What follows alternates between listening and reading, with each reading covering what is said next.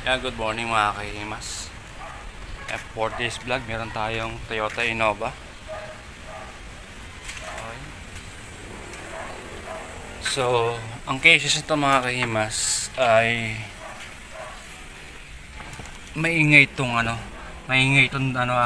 sa loob ng dashboard merong maingay na parts. So, nung mga nakaraang linggo at 2 linggo na siguro mahigit, nagawa ko na to mga kahimas. Nabaklas ko na to. Then sabi nung ni owner ay bumalik na naman daw yung ingay. Pero bago ko to baklasin, sabi ni owner meron daw maingay, kaya ginawa ko ng paraan. Halos mga 1 linggo o 2 linggo na wala yung ingay. And then bumalik ulit. So para hindi sayang yung bayad ni owner sa akin, 'di ba? Kinakailangan kong ulitin. Ayan mga kahimas. Kakalasin ko ulit ng buong dashboard. So gagawa ako ng tutorial para sa mga baguhan na kung sakali makaengkwentro at sa mga gusto mag-DIY ng ganitong cases na pangyayari na merong habang naandar siya, meron siyang ingay. Pero bago kayo magbaklas mga kahimas, para iwas ang aberya, yun, unang-una syempre yung sa airbag, ingatan nyo. Meron niyang sensor, pero tayo po ay hindi na mag-aalis ng manibela. Dito po tayo mag-aalis. Syempre meron tong airbag mga kahimas. Ayan. Okay. Meron po yung sensor. So bago ako magtanggal nyan, ay pinakamainam ay magtanggal muna kayo ng ang negative at positive connection ng battery. So ginagawa ko po yan tuwing magtatanggal po ako ng dashboard. So ayan mga kahimas, tanggal yung kanyang ang negative connection at positive connection. Then kapag ikakabit nyo, kung ano yung huli nyo tinanggal, siya yung una nyo kakabit. Ayan. Una ko tinanggal yung kanyang negative, then positive. Kapag ako nagkabit naman, unahin ko yung positive, then negative. Okay? Ayan, bago tayo magtanggal ng dashboard, meron tayong silicone strap. Siyempre, tools, kailangan natin yan. Pangunahan kailangan yan, tools, para sa pagtatanggal ng dashboard. Ayan. So, tuturo ko sa inyo mga kahimas, step by step, kung ano yung mga dapat tanggalin dito sa Innova. Sensya na nga yung mga kahimas maingay dahil tayo ang tabing kalsada. Kaya maingay. Ayan, tabing kalsada po, maingay. Okay? Kaya nga, ayan, kailangan natin ulitin hanggat sa mahanap natin. Okay lang kahit mga 4 na beses natin tanggalin niya, wala mang problema. Sa atin lang ay magawa natin ng paraan yung ingay na yon para hindi rin sayang yung bayad ni owner sa atin. Okay? Wala mang problema sa atin yun. Ang mahalaga ay masulit natin yung bayad. Kahit ilang tanggal pa yan. Total, kabisado na naman natin, di ba? Paano magtanggal ng dashboard. So meron na tayo ngayon dyan, mga cases na tinanggal. Ang Toyota Altis naman, then Toyota Fortuner, manubela naman, nagpalit siya ng ganito mga kahimas. Dress na manubela. Steering wheel, okay? Yan, napapalitan po yan, leather po yan. Ang mahalaga dyan, kapag kayo nagtanggal ng manubela, syempre unahan nyo pa rin yung sa battery. Ang negative tsaka positive connection. Then sa dashboard naman, ganoon din ginawa ko sa Altis din. Nagtanggal din ako ng positive tsaka negative. Kasi meron din po yung airbag.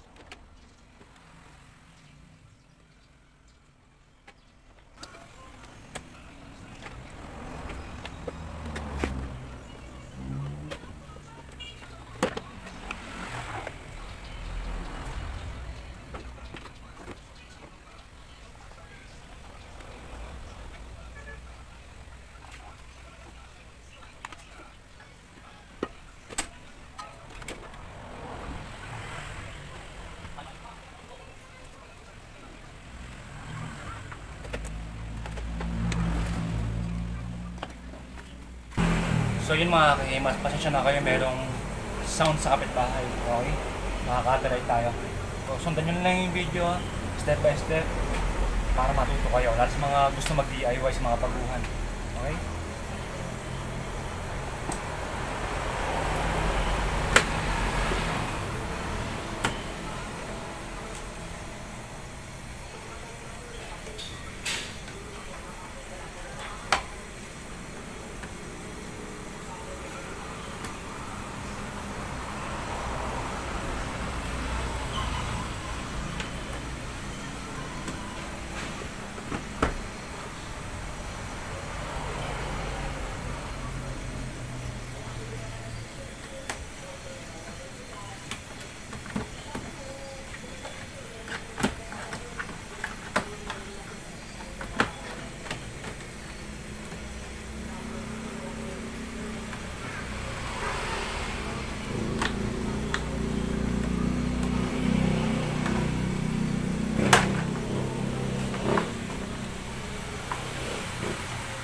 So yun mga kahimas, bago nyo hugutin ng maayos or bago nyo hilahin yung mga bearings, double check nyo dahil meron po yung sensor sa loob or cable, harness na iwasan na nyo mapungkol upang hindi magkaroon ng aberya. Okay. Pwede kayo gamit ng mga marker tulad ng mga light color na tape, okay, para hindi kayo malito.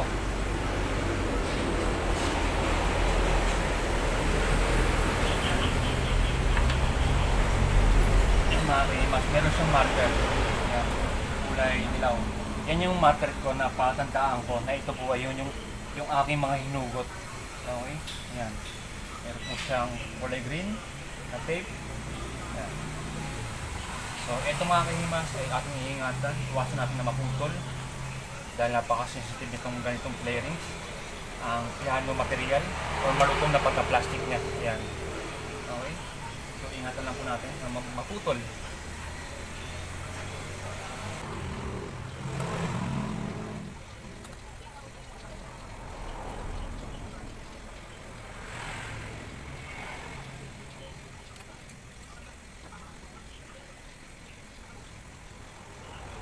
So yun mga, yung ng magnet, saan yung matumila. Okay, pali-pali, or mawala. Yung magnet. Okay, dito siya kasama.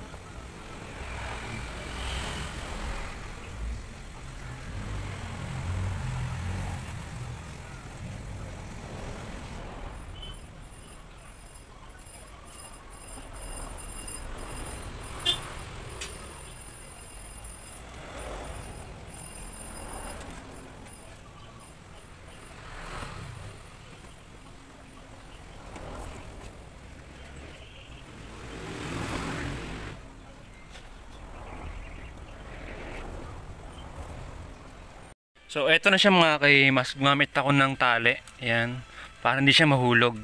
So marami kasi siya mga kahimas na mga ayan, harness para iwasan na rin, minus trabaho na rin. Okay, so ganyan po diskarte ko. Then gumamit ako ng basahan para yung metal na bagay tumatama sa plastic ay hindi mag-cause ng scratches. Okay, ayan. Yan para sa mga baguhan, no. Huwag yung basta patong ng patong, kailangan ano rin, doble ingat. Okay. Hindi porke bayad na si customer ay bababuyin mo na yung trabaho. So kabilaan yan mga kahimas. Ayan, may tali siya. So para hindi mapuwersa yung kanyang mga harness cable. Okay? So ayan lang, karagdagang idea ko lang para sa inyo. Ayan. Okay, dito naman tayo mga kahimas. So mamaya yung kanyang airbag, ayan yung mga tape ko nung nakaraan, yung mga hinugot ko, mga marker ko. Yan. Sa airbag niya. Okay? So meron pa yun dito mga kahimas sa kabila. Ayan, meron sounds sa kapitbahay. Madal tayo ng copyright. Ano?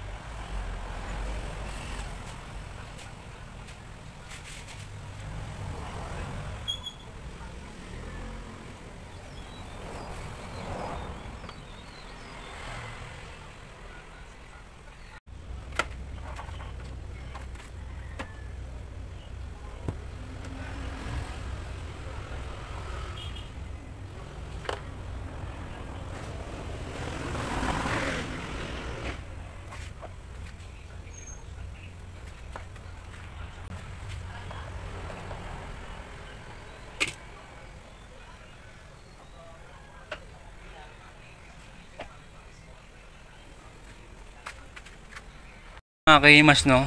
So, aalisin ko na lang. So, hilahin ko na lang siya palabas. Okay, so meron yung mga lock. Ayan. Gamit lang ako ng kanyang pantanggal ng lock. Ayan. For example, ayan, nakalock siya. Okay. Doon yun lang, marahan lang. Ayan. Okay, so ganun lang mga kahimas. Then, lagyan nyo lang ng abang para hindi siya mag-lock. So, sa kabila, okay na rin. Bago ko siya hugutin, dino-double check ko. Baka mamaya meron siyang mga harness na nakakabit pa sa mga sensor. Okay? Ayan. So, lagyan nyo ng tape. Para kahit mawala siya dito sa align, makikita nyo may tape. Okay, so hindi siya maiipit. Hindi kayo malililigaw kung saan siya nakakabit. Okay, then yung kanyang tornilyo kanina sa airbag, yan, meron yan. So double check nyo lagi, yan. So lahat ng sasakyan meron ganyan. Based on my experience. Ayan, para hindi siya mag-vibrate. Ayan, nakatornilyo siya. So hugutin na lang, ilalabas na lang siya mga kahimas. Ayan. Sa kabila, okay na rin. Nakalangan ko ng basahan. Natanggal ko na yung kanyang lock. Ayan. So, hugutin ko lang palabas. Sa ganun lang mga kahimas, doble ingat lang ha. Doble ingat.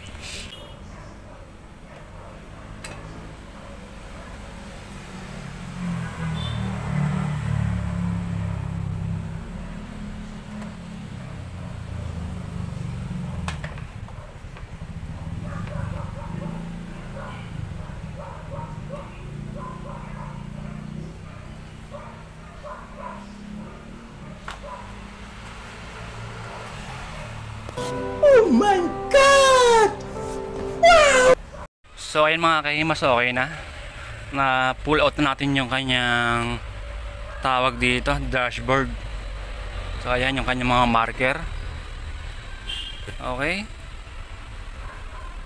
Ayan. Sa kabila tayo.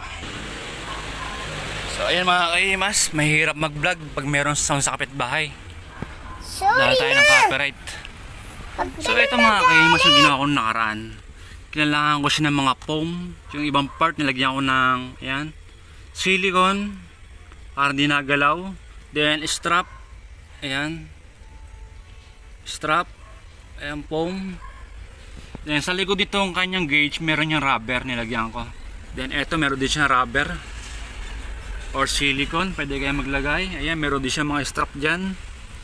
In-strap ko. Ayan mga kahimas. So, double check ko ulit bago ko isalpak. Ayan, kanyang mga interior ng dashboard. Ayan. Mahirap mag-vlog pag mayroong sounds. At mahirap mag-edit mga kahimas. So, susundan nyo lang yung video mga kahimas. So, mag-aalis muna tayo ng kanyang gauge. Okay? So meron lang naman yung mga lock. So sipatin nyo lang or flashlightan nyo lang kung ano yung makikita nyo na lock. Ayan, meron siyang tornilyo. Okay? Huwag kayo basta hila ng hila para hindi magkaroon ng aberya or sira yung inyong sinagawang trabaho. Okay, pag-aralan ninyo maigi, double check bago nyo tanggalin at aralin nyo maigi. Syempre unang-una mga kahim, yung kanyang battery ay kailangan nyo tanggalin yung kanyang connection, positive and negative.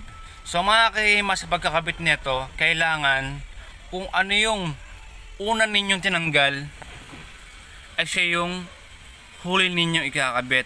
Kung alin naman yung huli ninyong tinanggal, siya yung una ninyong ikakabit. One by one lang mga kahimas. Ayan, para sa mga baguhan. Okay? Ayan. So hanapin natin kung ano naman yung mga possible na ayun, kumakalog na naman. Okay? So walang problema ron. Total, mas nilagyan ko na siya ng silicone. Ayan, andyan kasi sa area na yan yung mga part na maingay. So hanggang sa nakikita natin ay try natin.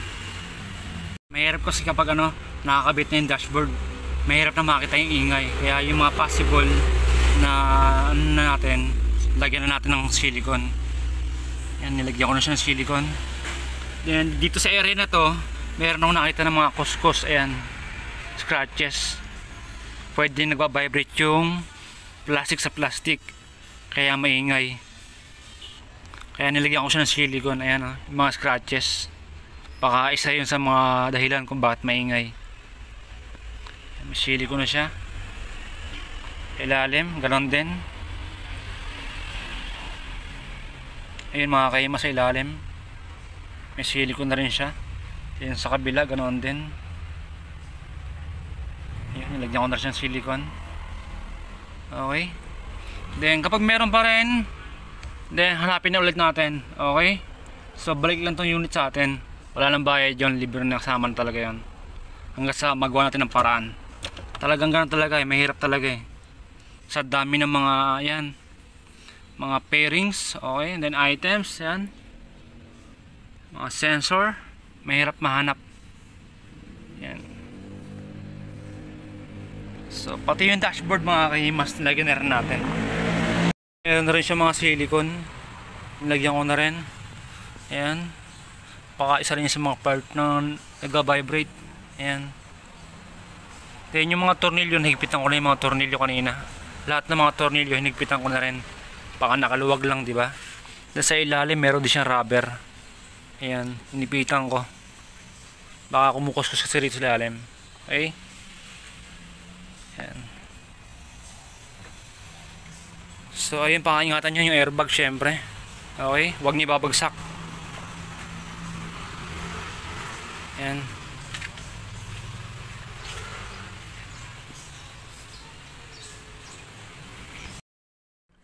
So ito na mga kahimas yung kanyang gauge na atin na naikabit. Syempre huwag niyo kalimutan yung sensor, terminal socket. Ayan. Ng gauge upang di magkaroon ng aberya. So kailangan nyo maisalpak. So double check bago nyo isalpak yung kanyang dashboard.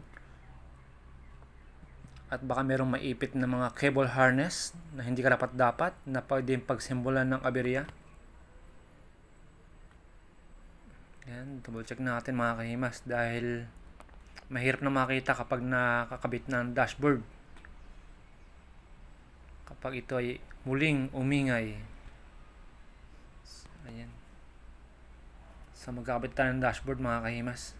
Atin na siyang isasalpak sa kanyang pinakang main play rings panel bracket. So ang kanyang mga aircon hose. Ayan, nagpitan natin yung mga tornilyo. So okay na po siya. Kakabit lang natin.